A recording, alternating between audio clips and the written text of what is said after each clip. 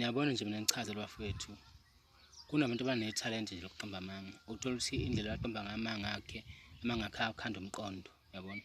Enza impela uyibone nayo lento ayichazayo futhi ukholwa impela ukuthi into ekhona. Kunamfundisi okuthiwa uPastor Enigma, angazi noma uPastor Enigma noma uBrother Enigma. Kulapho nje. Lo muntu bafethu ngimthole isigqoko lo muntu lana. Lo muntu ngiyamncoma.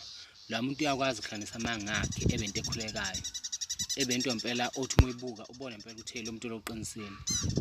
Into edala mina ngibona ukuthi umuntu onamanga ukuthi ngapha eNazarethini bafowethu. Yabona, iyona into edala ngibona ukuthi unamanga kodwa bekuthiwa angikho ngapha eNazarethini.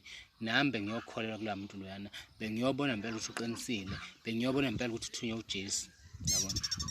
So lo muntu bafowethu uyadinga ukunconywa, uyadinga ukushayela izandla ukuthi cha unethalente bafethu lokukhuluma amanga akhulekayo. Futhi abantu abaningi bayakholelwa kuyena, abantu abaningi bayomlandela ngenxa nje ukuthi unethalente bafethu lokuqamba amanga. Izinto ayikhulumayo, izinto ezakha umqondo, izinto ayikhulumayo, izinto nazo othi umuyibukisisa impela uhlaziya, ubona impela ukuthi lo muntu oqinisile, yabona.